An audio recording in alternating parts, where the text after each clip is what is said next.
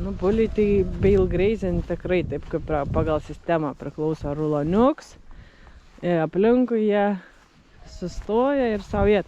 Tai dar skaityk čia 1, 2, 3, 4, kokie dar tikrai tilptų aplink tą.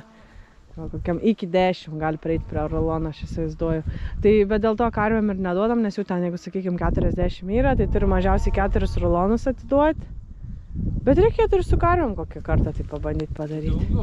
Jo, tada turi atiduoti vienu metu tiek, kad visom užtektų prieiti. Tai mes šiaip tai kažkaip užtektų kokiam 3-4, ne 4 daugiausiai dienom, bet šitą va ten danom pirmadienį ir va dabar tik sekmadienį davėm. Labai ilgai kažkaip tą ėdėm, matyt gal ir pačią ruloną tą kokybę lėmė visą tą reikalą. Ir ten, čia bus, čia taip pat darėm. Ir čia visas tas viršukalnes jos labiausiai erodavusios yra. Plautas, tai čia jas reikia padengti. Ką žin, biškai organikos atgal. Jau kalėjime. Vandens dar vis tiek nelabai gerėta, ne? Nesigaščiukit, noriu biškai. Ką jūs čia gersit, kaip užšalė. Reikia jį sudaužyti. Ne. Atsigeriat ir fyrinat iš čia. Yra šalta, užšalė šlangos. Tai atein čia atsigerti. Išleidžiam paprasčiau negu kad su nešiojimu siurbliu pasirpti. Na ir kažkaip sunkiai pareinam. Pirmą kartą šiaip nefilmuodavau, tai paprastai pareidavom. Bet dabar kažkaip į kamerą tai noriu pasimaivyti labai. Turim kibirą su akmenukais ir ginsim pabėgėlės. Niekur jos čia labai nepabėga, bet to buvo galima tikėtis. Kaip tai pabėga? Čia pieva, kurią Laurins auginas, jinai žaliausia yra, greičiausiai pradės augti. Tai nenorėjo, kad nuėstų. Bet tai jiems nemotais. Ne, iš tikrųjų to buvo galima tikėtis anksčiau ar vėliau, kadangi kai uždarėm tuos vyrukus į kalėjimą, tai nebenorėjom pavogti, nusirpti elektros karvių aptvarui. Ir dabar šiandien yra antradienis, vyrus uždarėm šeštadienį. Tai va tiek dienų prireikė, kad jos įsitikintų, kad nėra elektros, kad gali čia eiti. Tai va, dabar tai jau teks dalintis elektrą, nes jau dabar pabandžiusias kartą, tikrai dar kartelį eis. Neėskit tos žolės, Laurins pamatys, jam širdelę skaudės. Va, koks siurbelė. Porą siurbtelimų ir vanios nebėra. Labai daug. Geri vandens. Dėl to įkaltini jos čia, kad jie labai daug vandens suvartoj. Deja, jie daug to vandens ir išsisioj. Tai tiesiog pracirkuliuoj. Ir plus jie geri va tokį vandenį. Iš mūsų prūdo, kuris labai rudas yra. Bet atšilo, tai dabar gerai, nebereikia jų išleidinėti, bet reikia pripilinėti. Ir nežinau, kartais atrodo netgi, kad yra lengviau. Atidarei, išleidai, nuėjo jie, atsigėrė ir parėjo. Ir kai tu bent, nežinau, kelis kartus tai padarai, jiems išsiugdo tas režimas, kad čia reikia laukti, kad bus išleista, jie niekur ten neblūdi, nelaksto. Aišku, kai dabar toks tas oras, kai to žolės dar nėra, tai ir daug pagundų mažiau. Paskui, kai tu jos išleistum čia, o čia jau žolytę pradėjus kaltis, tai tada būtų sunkiau. Bet, sakykime, ir žiemos metu, kai čia buvom prie tokį sprendimą visiškai neholistinį ir nusipirkom tą siurblį benzininį. Tai ten išsigrėži skylę, įmeti tą šlangą, užsikuri, čia pumpuojas tas vanduo, tada tą šlangas parsitempi. Ir kai man reikėjo pirmą kartą vienai tą daryti, labai keikiaus. Laurins labai daug ką apie save sužinojo, ko nežinojo anksčiau iki to. Ir tada aš sakau, žinai, aš geriau tas karves išsileisiu, jos pačias atsigersi, aš paskui jas suginsiu. Ir aš tai padariau ir supratau, kad tikrai taip yra geriau, paprasčiau. Tai žodžiu, tokiais visokiais ten siurbliukais ar dar kažkom, tai čia nesprendimai yra. Aišku, tas, kur mes turim, normalų siurblį visai laistymo sistemai pasijungia ir čia šlangą tiesiog įjungi ir prileidė, tai nėra labai sudėtinga ir irgi toks visai funkcionuojantis variantas, bet užteko ten -2 ir viskas, ir jis nebefunkcionuoja. Tai čia reikėtų tikrai labai rimto kažkokio sprendimo, bet tas kelias mums yra problema. Ir aš jau sakiau, kad čia reiktų po keliu pragręžti. Mane gazdino kaina. Kai kurie sekėjai, tai ta kaina, tai aš suprantu, kad ten ne 10 eurų bus ir ne 100, bet aš kai apskambinau, tai didžiausia problema buvo ta, kad jie vieno tokio to pragręžimo net nevažiuos tau daryti. Tai teko keisti planus ir nieko nedaryti.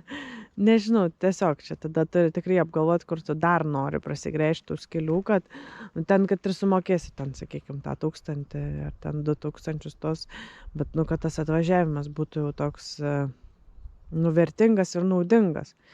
Čia daryti, kad tik daryti, tai jau aš geriau išleidinėsiu tas karves ir, žodžiu, kad apgalvotai padaryti tikrai, o ne dėl to, kad reikia, dabar čia darykim greitai, nes reikia, dažniausiai gauna šūdas. Pastebėjau, kad piemuo buvo neįjungtas, bet jau yra pagarba atsiradus, ne? Jau nebėgat nieką. Tai dabar yra penktadienį, šeštadienį bus savaitė.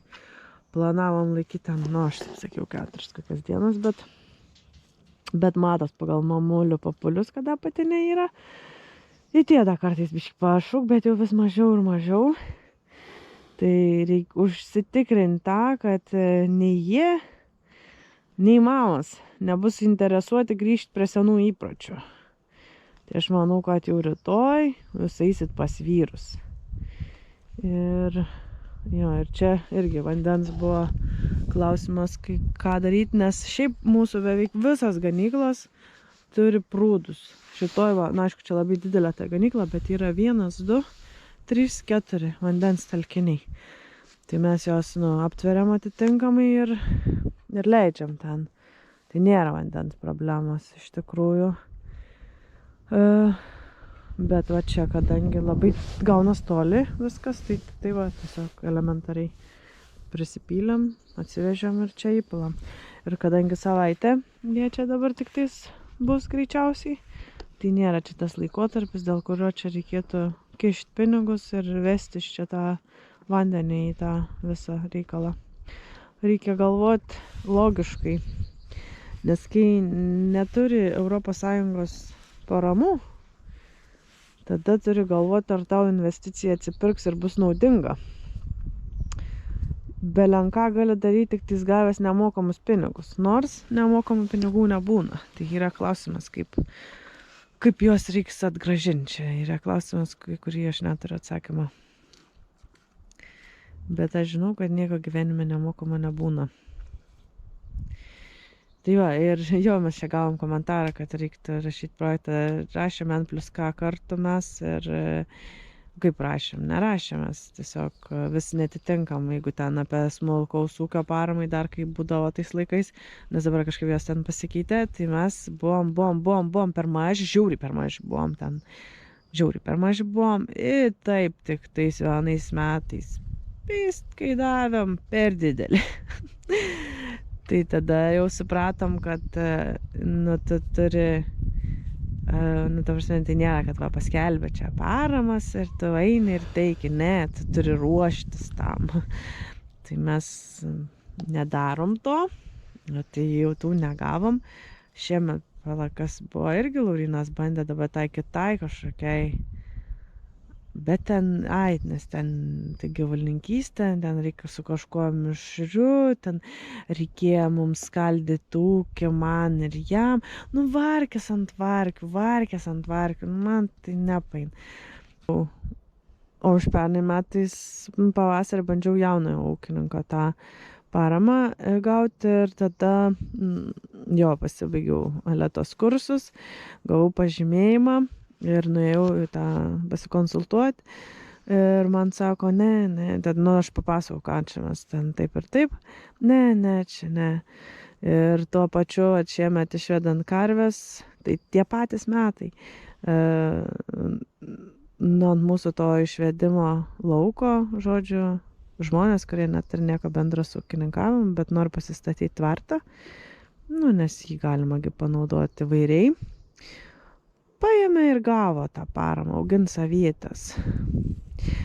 Nežinau, kiek dar mums ant svieto reikia aviečių ir šilauogių ir braškių, bet panašu, kad daug. Nes gana dažnai gaunama parama šitiem dalykam ir man labai keista.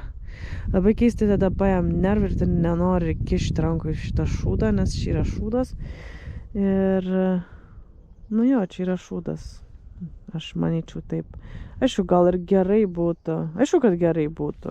Bet nežinau, man ta prasme, norėčiau ūkininkauti taip, kaip aš ūkininkauju ir parama, jeigu atitiktų mūsų standartus, ją gautų. Tada tai būtų gerai, bet jeigu tu turi ten vaidinti kažką ten, čia aš auginsiu daigus, kur tu kiši tos daigus, kur tu kiši tas avietes, kaip tu ta prasme iš vis uždirbsi iš tų aviečių. Nežinau, man kažkaip aš tai nesuprantu to dalyką ir dėl to mes jau daugybę kartų savo esam pasakę, kad iškelsime tą ūkį ir be paramų. Bet aišku, tada yra, pavyzdžiui, traktorius, ne? Tada tu žiūri į tą traktorių kaip į investiciją, ne? Ir tada tu skaičiuoji. Jeigu tu turi ten, sakykime, šėrimą 4 mėnesius, ne? Ten 4 mėnesiai, ten grubiai tariant 120 dienų, ne? Tai tu realiai tą traktorių turėsi, kursi kiekvieną dieną 120 dienų, tai kada jis tau atsipirks, aišku, tada tu tipo gali pjauti, bet tada tau reikia daugiau padargų, grebliuoti, šienauti, nesuk, tai tau vis nauji padargai, vis suma auga, ne? Tai jau turi skaičiuoti, ar tau apsimok. Plus tu turi turėti ką pjauti. Mes neturim ką pjauti. Tada pirkti, nuomotis, tai vėl investicijas, ir ta prasme, kaip pasiskaičiuoju, be paramos traktorių, nėra. Investicija, kuri niekada gyvenime neatsipirks. O jeigu investicija neatsipirks, tai čia tas pats, kas, nežinau, Bentley nusipirkti. Tiesiog faina, kaimynai tave pagaliau pradės laikyti ūkininku, nes tu turi traktorių, nes jeigu net ir traktorius, tai tu iš vis ūkininkas esi. Ne. Tai va, čia tokie pamastymai atsirėmus į tvorą. Bet traktoriaus mes, kaip, pavyzdžiui, apie šėryklas kalbant, tai čia tai tiksliai žinom, kad visiškai mums nereikalingas daiktas. Apie traktorių tokios kategoriškos nuomonės neturim, bet šiai dienai aš nematau logikos jį pirkti. Ir, pavyzdžiui, jeigu mes vis tiek propaguojam tą bale grazingą, tai išsinuomojam, tai laimė, aišku, kad mes turim kur išsinuomot tą krautuvą. Jis ten padirb pusę dienos, aišku, kad sumoki pinigus ir gal, sakykime, visai nemažus, bet tai tau išdėlioji tos rulonus ir ten to darbo jį apversti ir nuvilkti. Aš nežinau, nejaugi visai jau taip reikia fiziškai tam ūkį nedirbti. Tai aš nematau labai didelę sunkumą. Pavyzdžiui, yra sunku, tai va, jeigu, aišku, iš krūvos reikia nusivilkti tos rulonus dar kiekvieną dieną, tai jo, tada biški gaunas, sunku, iš tikrųjų sunku, nes jį atkelti ten sudėtinga yra. Bet jeigu atvažiuoja krautuvas ir tau nukelinėjai tos rulonus ir sudėti lauką ir tau tiesiog reikia nusirengti tą ruloną ir jį biški paridenti, nematau aš čia didelio krūvio iš tikrųjų. Plus, jeigu tu ant tiek esi tinginys, tai tada daryk tikrą bale grazingą. Išsidėliok taip, kad, pavyzdžiui, tau reikia per dieną, ne per dieną, ten, sakykime, kad užtektų visom karvėm, tau reikia 4 rulonų, ne? Tai turi susidėk 1, 2, 3, 4, kitą juostą 1, 2, 3, 4. Tai tada tu atiduodi tas 4 rulonus, paslenki piemenį, ta prasme, tau reikės iš vis nuimti tą plevelį. Bet mes kitaip biški norim daryti, tai ten biški padirbti. Bet jeigu jau pritingi, tai gali ir taip daryti. Žodžiu, mergaitės, žiūrėkit, tas skanesnis yra daug negu šits. Ir jūs žiūriu, man ėda tos rulonus, paskui man jos reikia paridenti ir jie būn kiaušinio formos. Va tada tai būn sunku. Taip, kad nebekiškit savo galvų šitą šūdiną šieną pirmą paėskit gerai, gudruolės, ot nedurnas esat.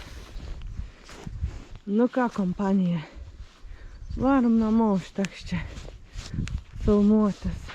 Tu tai dingęs jau kurį laiką buvai, gyvena bus su broliu prie šiaudų. A nori ką parvežčiau, kad čia miauksi aplink mašiną? Ir tu norėtum važiuoti, mano draugė.